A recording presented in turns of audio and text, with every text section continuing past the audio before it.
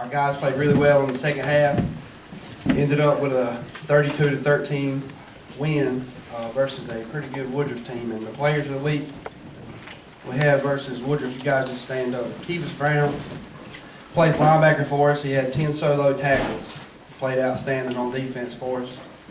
Jasper Fuller, we asked Jasper to cover their best receiver most of the time, Keith Pearson in the slot. And he ended up only having one catch the entire game. Jay did a really good job for us.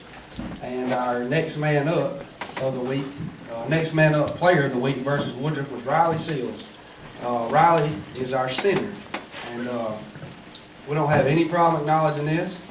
You know, when you catch flat, everybody in the stadium knows when the center makes a bad snap, and it hurt Riley to his core. And he come back, and since then he's played 2 straight weeks, and he ain't had one. And I am proud of that rascal. He is a Red Devil. He is a Red Devil. We are proud of him. He's done a fantastic job for us. He's both the offensive and defensive line. Chris Holmes, he had 30 carries for 190 yards versus Woodruff, and he's been having a real good year for us. I think this is the second time he's been up here. So Chris, real good game versus Woodruff. This past week versus Laurens, we got our butts handed to us 35-6. If it was the first time you watched us play, and I know Coach Liner knows this feeling, you saw what our 3 losses have looked like in the second quarter. That's been the bug that's got us in our 3 losses. And you know, we went from a stretch where it was 7-6 to 28-6 in probably about 5 or 6 minutes. And we had a turnover inside of our own 50. We had a turnover and gave it to them at the 1. And they had a big special teams play. They started inside of our 20. So the game goes from being a football game to a blowout really fast. At the same time, I'm telling you, I'm proud of our football team. You know, winning is not just, you know, it doesn't just poof and happen. You know, it's a process. And I'm really proud of our guys. It is the first time in a 35-6 loss. It was the first time on our sideline we did not have one person even begin to pull apart. Nobody. We got our butts whooped. We didn't back down. Nobody complained. They kept playing. And you know, 35-6 loss to Laurens. It's not what you want, but I'm still daggone proud of our football team. And you know, you got to tip your hat to Laurens. I told Coach Liner last week before our game. You know, we were talking early in the week, and I said, Coach, listen, man, I hope you get all your problems fixed. You know, I just hope you get them fixed next week. I got them fixed 1 week too soon for us. Our players of the week versus Laurens is Tay Cook. He had 10 catches, 125 yards. Probably should have thrown the ball even more than we did. He's a fantastic player for us, doing a real good job. Jasper Fuller, he's player of the week 2 weeks in a row, and Jasper's really coming on where he's not really leaving the field. You know, he showed up. We've been struggling in the kicking game. We don't really have a true kicker, and Jasper did our kickoffs this past week. Did a good job playing offense, defense, not really coming off the field. We appreciate Jasper's effort. And our next man up is Jatavis Moore. Jatavis ended up coming in playing safety. This is Jatavis' first year playing football for us as a Red Devil. He come in the second half, late in the first half, I guess, well, second quarter, and he ended up with 7 solo tackles. Played outstanding for us. So, real proud of our guys. Bye week's coming at a good time for us. Got some time to get back healthy, but we'll keep grinding, and hope to get back on the winning track next week.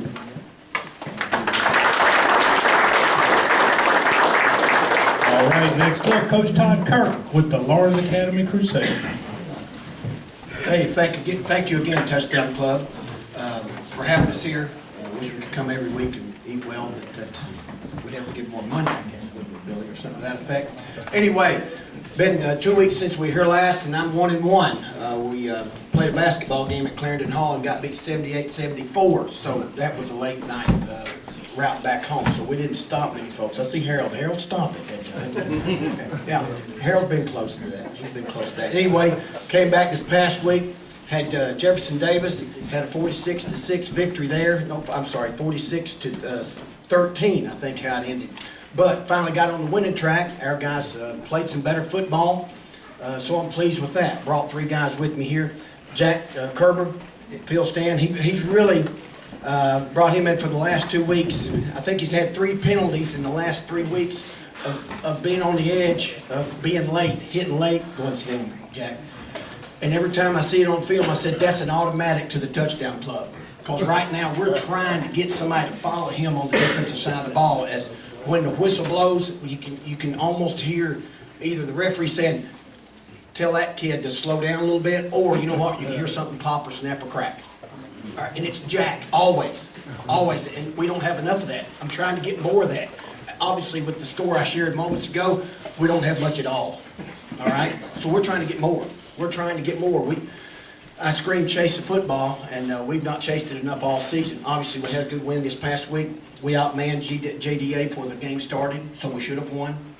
They had a lot of young kids, didn't have a junior or a senior on the football team.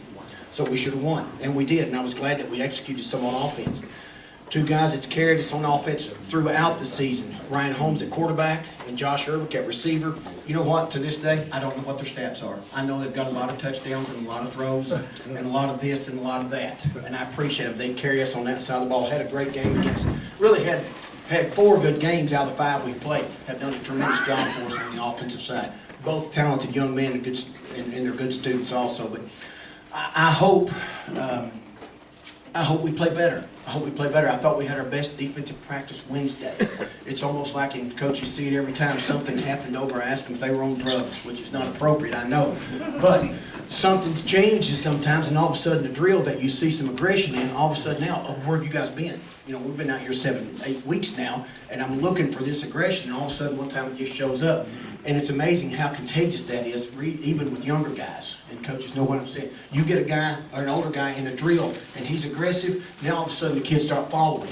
Now, we may fall flat on our face tonight, but we have practiced better. So I'm pleased with that. And we got 6 games tonight, obviously the first of 6 left. I sure would like to tilt the thing. It's going to be a harder schedule, which is not encouraging, but I like to see us, or when I leave the field, you know what? I'm going home and sleep good tonight because we're chasing the football. There's nothing better than the kids playing hard, and I think you all know that. Anyway, thank you all.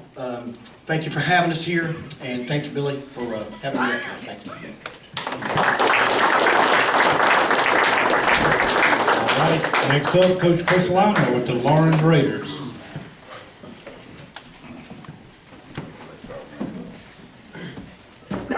I want to thank everybody again, just like Coach Kirk said. We enjoy coming every week and enjoy getting down to, sitting down and getting to eat with a lot of people that I know in this room that are very supportive of us. I brought 3 young men with us. All these are incredibly high character guys that represent Laurens High School very well. If y'all all just stand up or two, I'm gonna go through you real fast. We got Q Simpson right here. Q's by far and away our most disciplined and just flat get after it defensive lineman. He's not the biggest one we have by no means, but he wins the board drills more times than not. And that's against some guys that are, like Jalen Walker, that are probably 80 pounds heavier. But that sucker flat gets after it, and he's an even better kid. Brought Jamari Smack with us. Jamari starts in the secondary for us. He had 8 solo tackles versus Malden 2 weeks ago. Also plays running back for us. Again, a great kid. A great student. We talked on the way over here. He wants to go to Wofford next year. And that's refreshing to hear that the man's got the grades and he's got the talent to aspire to do better things, beyond Laurens County. And then we got Milo Joy here, who's one of our offensive linemen. By far and away, kind of like Q, our most consistent offensive lineman. Played really well the last 2 weeks and just flat gets after it. Enjoy watching Milo. Milo's also really good on the boards against some guys that maybe look more physically imposing than he does. No offense, Milo, but he can get it done. And they're all 3 an unbelievable pleasure to coach, and just make you smile when you walk in the locker room, because they're going to put in a day's work and they're going to do everything they can to help Laurens win. Appreciate it, guys.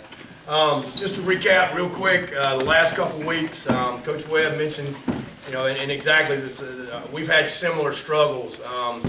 There was a quote that Billy had on Go Laurens, and I didn't mean it to come out quite that way, but what you saw in the second quarter, that's what's been happening, and I know it had happened to them in the Newberry game and the Greer game. Just some things that you you wish you could control. It's not from lack of effort, because those suckers play hard.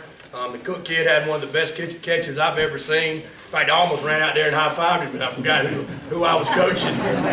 It was awesome. That was ridiculous. I don't know how the heck he did it, but anyway, Malden, we we lost, and I think we've gotten a little smarter. And I'm just going to say it like this because I don't really know any other way. Our coaches and players have got me to alter our playbook a little bit. We had called the fumble play 11 times in the first 3 games, and it just hadn't worked. So I took that one out, and we had the throw it to the other team play 3 times, and we've eliminated that one. And the snap it over the head twice for touchdowns, that one's no longer in there. I've erased that, or 86'd it, whatever you call it in the restaurant business, but it's no longer there. And then we botched every snap on every extra point and field goal but one. We've taken that one out as well too, and didn't do any of that Friday night, and I think that was obviously the difference, because they did do some of that. And no matter how hard you try to keep your team up on the sideline, it's still difficult when you keep shooting yourself in the foot. And I felt like 2 or 3 weeks ago, or actually 2 weeks ago, I woke up in the middle of the night, and normally I wake up in the middle of the night and have to pee, but I woke up in the middle of the night and just thought, this is a bad dream, and eventually I'm going to wake up from it. Then I realized it wasn't a dream, and it had happened, and I was like, crap. But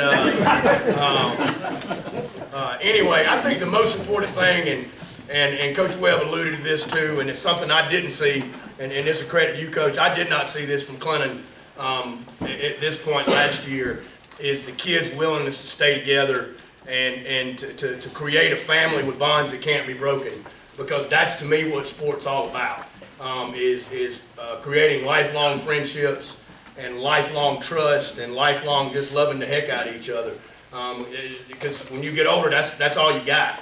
And when you see each other 20 years from now at the Laurens County game, maybe we'll be playing maybe we'll be playing like homecoming games together by then. I don't know, but that week 1 when you come watch us play, man, that's what you're gonna talk about, are these memories that you share, and all the good times and the bad times and all that kind of stuff. But I think that's the biggest thing we've seen in the last 2 weeks with our team, is we're starting to figure out that walking up to a guy and put your arm around his neck and say, look, man, I love you, brother, I got your back, don't worry about it if you screw up, as opposed to you suck, you got butterfingers.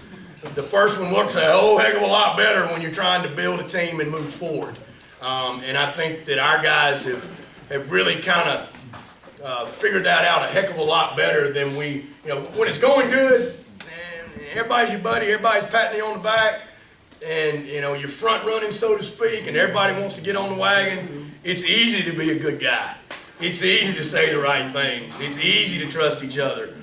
But when you get kicked in the rear end, that's when it's hard. I think our guys especially, they scored on the opening drive, and it took like 97 plays, and most of the first quarter was gone, and I could just look and tell that the wind was not sucked out of our sidelines. Okay, let's get the ball, let's go score. And that's a major difference as opposed to what we've seen in the past. Is when something bad happens, we tend to, not that we quit playing, but we tend to quit believing, and we start hoping. And hope never works in this game. You got to believe. And we're excited about where we're going forward with tonight. We are playing tonight. I've been asked 100 times since yesterday, Coach, are y'all playing? And I'm like, why wouldn't we play? I don't get that. We're playing. So please come out and support us. We'd love to have you.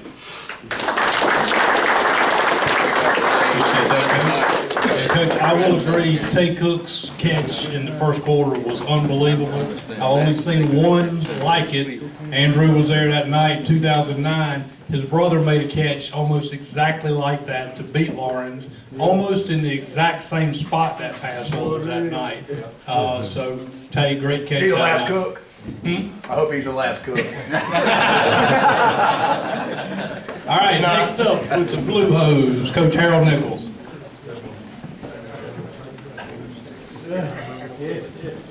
Well, thank you, Billy. So excited about being a part of this today. Want to thank all the sponsors that make this happen. You look on the back of this pamphlet they give us, and they're making an investment back in our community. I was up at Greer at their touchdown club yesterday, and just making my heart feel good to be able to go around the state and seeing people in their community, giving back and honoring these young men for all their exploits on Friday nights. And so I want to thank you guys so much for making this possible. So we can come out here on Fridays and celebrate football. It's a great game, and this is a great time of the year. Kind of recap our last couple of weeks. I guess the last time we were together, we were fixing to get on a bus and go up to Charlotte and play. We played a really good Charlotte 49er team, and knew it was going to be a big challenge on the road. They got a great game day atmosphere up there. This is their first year in Conference USA, and they've kind of ramped that program up and invested a lot of resources in it, and they certainly were a formidable opponent. We didn't play very well in the first half. We really struggled moving the football offensively. They're really good up front, and had a hard time establishing any kind of running game, and so I think we were down like 21 or 24 to nothing at halftime. Came out in the second half, was able to do some things, moving the football. You know, we had given up some big plays defensively in the first half that hurt us. They got out behind us a couple of times, had a couple of secondary coverage issues, but anyway, I was proud of the way that our kids came back and competed. We ended up losing the football game, I think 34-10, but you know, they're going to be a really, really good football team down the road, and I think you'll start seeing that here as the year goes on. So we had to kind of regroup. Knew we were going to play a really good Campbell football team. You know, Campbell started their program about 9 years ago, and you know, they've really put a lot of work into their program. Coach Minter has done a really, really good job there. Coach Minter, Mike Minter, played for the Carolina Panthers. You probably recognize that name.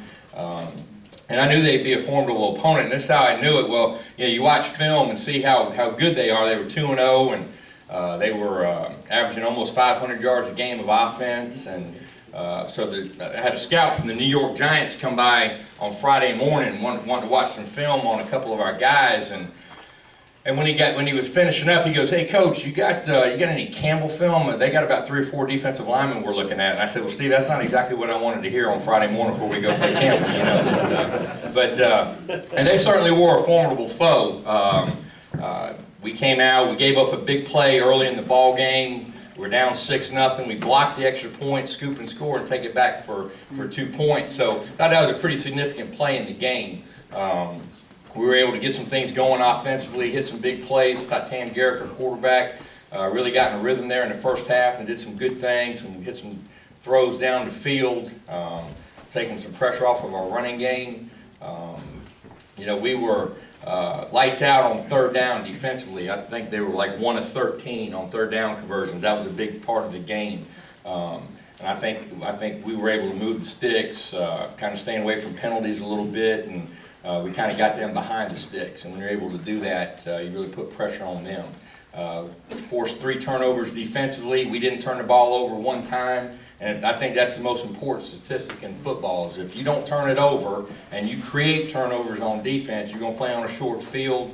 And I thought that was a really, really big key in the ball game. They're a really good team. I try to tell everybody all week, I said, you wait till they get off the bus, you know they're going to whoop us in warm-ups, I can promise you that. And but I was really, really proud of the way our kids competed. They played the game the right way. I think we won the special teams and all that hidden yardage that you need to get.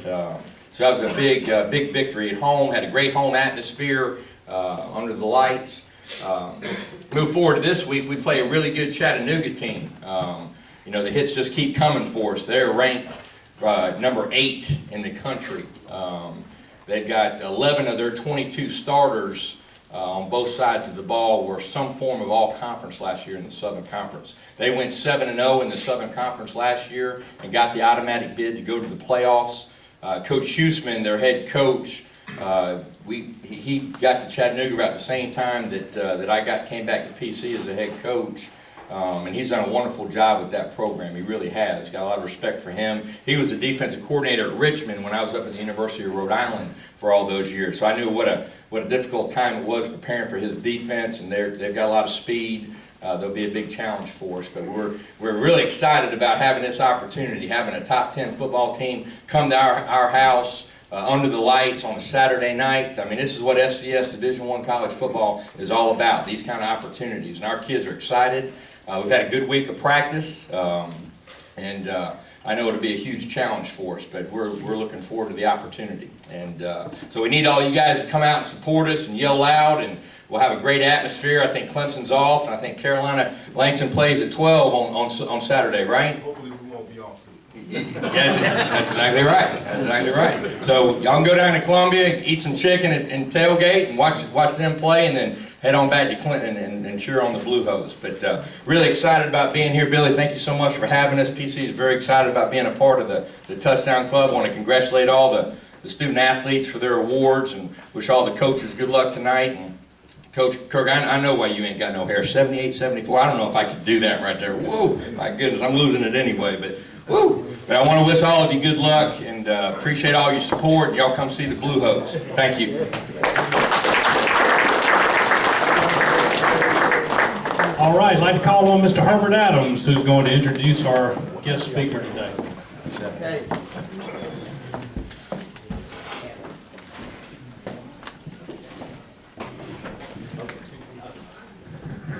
First, we're glad to have Langston Moore come to be our speaker today. Langston was an All-SEC, an All-American as a defensive tackle at the university in 2002.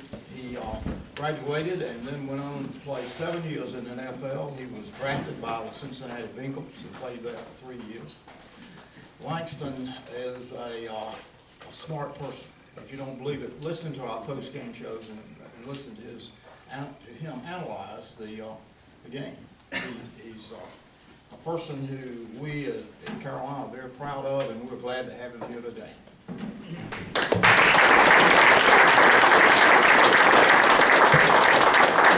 Thank you, sir. I appreciate being here. It's always good to be in a touchdown club room like this, right? I remember when I was young myself, getting honored a couple times down in Charleston, of course. But you know, as a player, it's always refreshing to be so respected by different coaches and different folks from around the state, and that's a great lesson for you that, you know, somebody's always watching. Maybe it might not always be the good thing, but you gotta always kind of take that cue as a player. So as a player, make sure you relish this moment. Just don't be happy to be here to get the Zaxby's or whatever. We're all here because of you guys, you know, because you guys played well. A group of guys and a group of folks cared enough to honor you and put you out here, so don't ever lose sight of that stuff, because that's vitally important. I appreciate you guys having me here and having my partner here today. You know, one of the things for me, you know, talking a little bit about myself, I was able to have some adversity. We were talking a little bit earlier about adversity, Mr. Strickland and I, just about how that kind of molds you and shapes you. You know, hearing all the coaches stand up here today talking about, you know, whether you lost a game or won a game or in the fashion that you did it.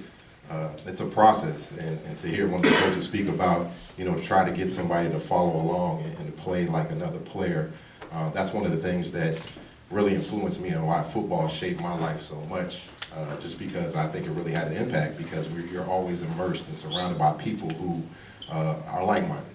And it's hard when you leave football because you're out there on your own, you're an adult. You know, a lot of times people ask me, what do you do? I say, I'm just trying to figure out, trying to be an adult myself. So every day it's a challenge, but it's harder once you get away from football because you're not immersed in a culture kind of like-minded people. So it's your responsibility once you leave football to try to figure out, you know, who do I surround myself with? You know, we only get a certain number of hours a day, and that's the big separator for every day. Wish I could be Jadeveon Clowney, but I can't be. But the common denominator that we have is that we have the same 24 hours in a day, correct? So how we use those and how we utilize them, whether it be a player or a coach or a husband or whatever, to make sure we take from the day. And that's the thing about football. Football continues to, for me, gives me so much lessons and things that carry me on. I was talking a little bit earlier when I played in the NFL. You know, I joke, people are like, who do you play for? I told them the worst teams in the NFL. If you look up the worst teams at the time I was there, I guarantee you I was on the roster. The good thing is they win when I leave, so maybe it's just me. It's funny because when I had to go to places like Cincinnati or Arizona before we tried to figure out how to win, it was a group of guys in there. You would think professional players knew how to conduct themselves, how to handle themselves, how to carry their business. And it was amazing because when I was at South Carolina, I got a lot of great teachers, a lot of great coaches, a lot of great people who cared about me, taught me the difference in how to be accountable.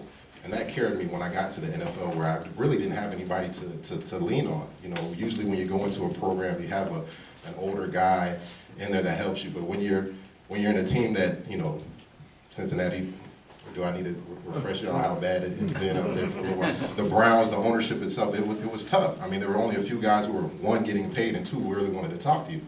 So, you know, it was hard to try to build that camaraderie, try to build that, a lot of the things you guys were talking about. And that's on every level of football. It's on every level of business. You see it a lot in a lot of the households that dysfunction, folks not holding each other accountable. And I can tell you, you know, if I didn't have a lot of that, I think I would have been washed out the NFL a lot earlier.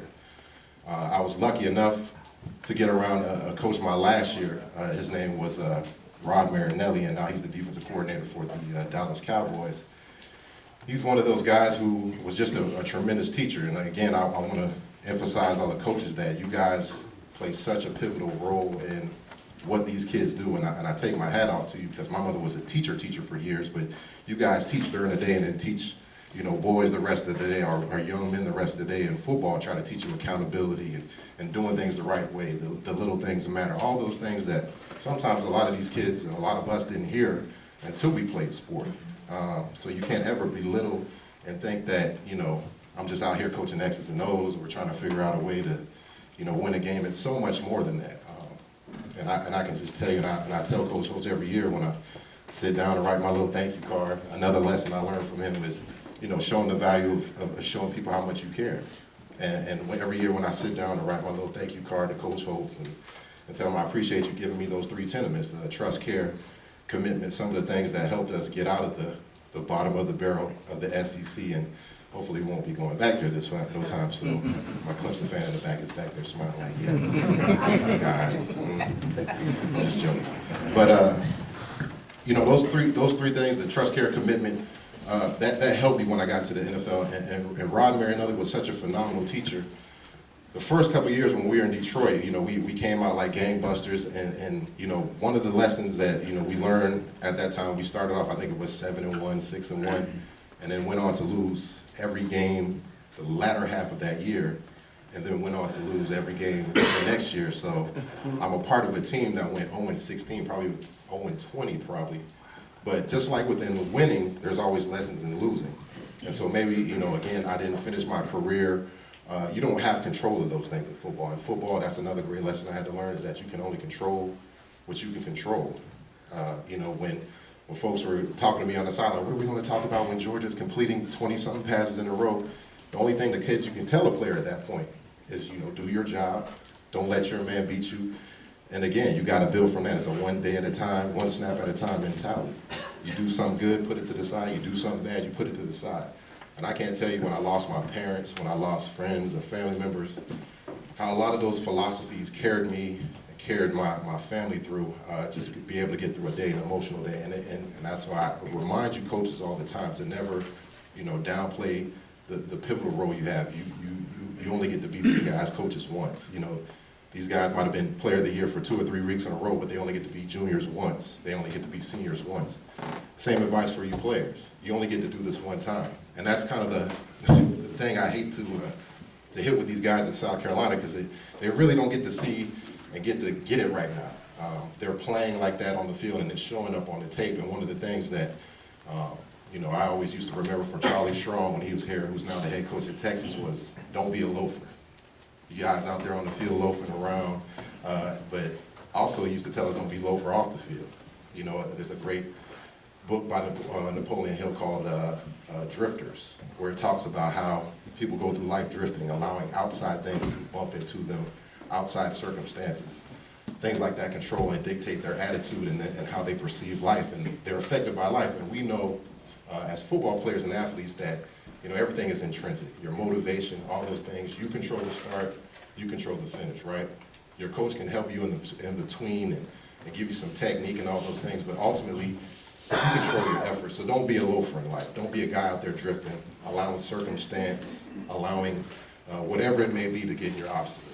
You know, to hear your coaches talk about this young man going out here and trying to figure out a way to go to Wofford or to all these schools, you know, there's always a way to do it. You know, just like I tell folks, there's a finite amount of days in front of us. So you can't waste a day. And hate to shamelessly plug my book, but that's one of the reasons why we came up with this book, Just the Chicken, me and my other partner who played at South Carolina, Preston Thorne, because for years we always had these ideas about writing books and doing certain things, but it ended up saying, man, if we don't ever do it now, we're gonna be those guys that say, man, one day, we always had an idea about a book, and we always had an idea about this idea. So at some point, you gotta get off the rock. At some point, you gotta get off the ball. And so ultimately, we kind of took a lot of stories and a lot of lessons that we had growing up as football players and created this story called Just the Chicken. And really, the story's kind of a coming of age story about how we all kind of compare ourselves. The same thing I'm talking about, how a lot of times we like to compare our insides to somebody outside, somebody else's outside. Again, going back to football, when I was in the locker room, a lot of guys, guy would just get a $5–10 million contract. Man, on top of the world, but here comes the quarterback now. He's got a $12 million contract.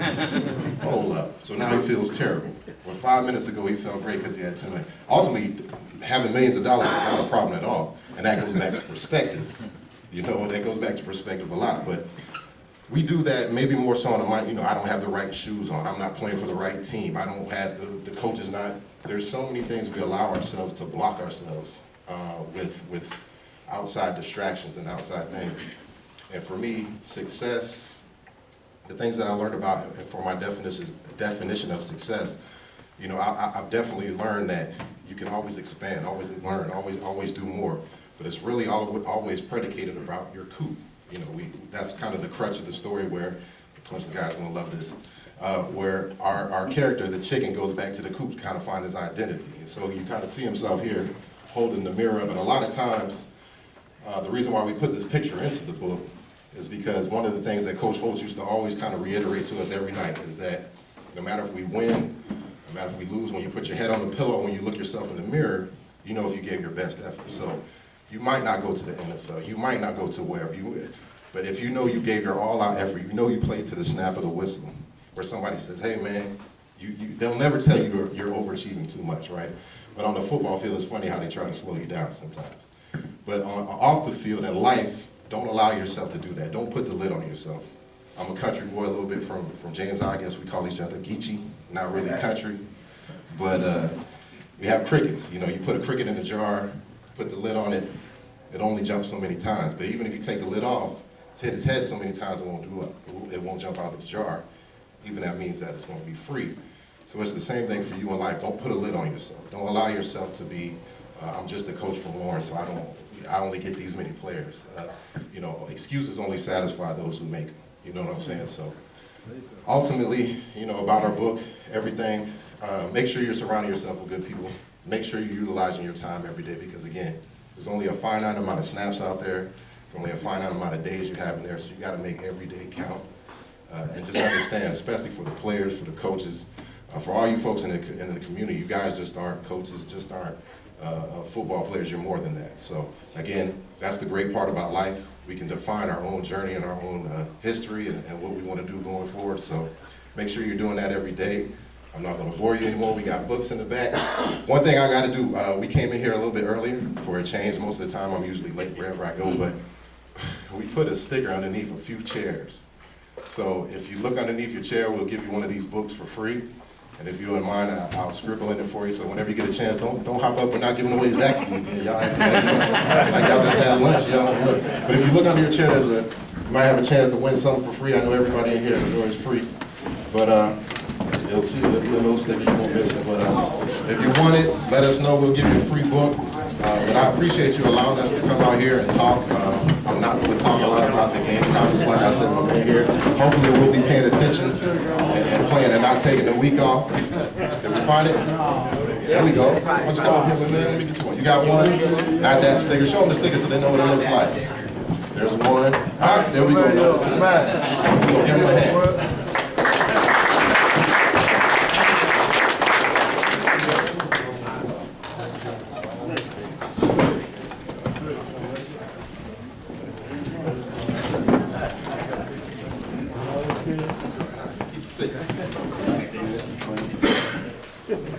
I got a question. I got to answer questions? Please. I wrote it. I'm sorry. I'm just, it's all right. Got a Steelers fan, here we go. Still a fan, yeah. All right, all right, all right. Did you ever be Pittsburgh? Yes, I did, sir. Yes, I did. When I played in Cincinnati, we had a chance to play Pittsburgh twice a year for about 3. I was there for 3 years, so. What year was those? So I'm not going to do the work for you. That's why. I'm gonna just say y'all won more times than often, but I will tell you my Pittsburgh Steelers story that I always love to tell. So that's when you guys had your All-Pro guard, Alan Faneca. Right. Yeah. Ben was playing. Y'all looked good. Y'all came down to Cincinnati one year. And I beat Alan Faneca with the sweetest move. That's the good part about being a small lineman. Don't ever let them tell you too small of a line. You got to use that to your advantage. You're already a low guy. So I could beat him with a move, jumped on Big Ben's back, and he shook me off, threw a touchdown. I was like, man, it might be time for me to retire. At that point, I think that was Ben's second year. They just came off the Super Bowl. Yeah. And obviously, I'm 300-something pounds. I worked all year, and he just took me off like a coat. So, I mean, but that's the thing about the NFL is the competition, business, all of that stuff. That's what separates everybody. But also within that is the mental mindset. You know, I talked about the locker room, guys, all that. There's 32 teams, 32 different personalities. Just like in a business, every school is different. You know, you got to have a bedrock of a mission statement for your life. You got to have, you know, something to stand on, because a lot of times you can go into a bad locker room and become influenced, or you become the Cleveland Browns or something like that. So that's why it's so important that you got to make sure you have an identity. You got to make sure you understand what your tenets are in your life, because again, you can be swayed. You can be swayed by so many things outside. It's getting harder and harder every day with technology and different things. Again, that's why we made a hardback book instead of the ebook, which we will have at some point. We will have an ebook, but we wanted to tangibly do it because it was so important for us, because this was just an idea, and now it's in our hand now. So again, the lesson in all that is just take action. It was a 4-year process that we thought was only going to take about 6 months. So again, you never know how long the journey is. Just continue fighting, continue stepping, keep getting off the rock, and eventually, hopefully, you win the game at the end of the day. No more questions. Thank you.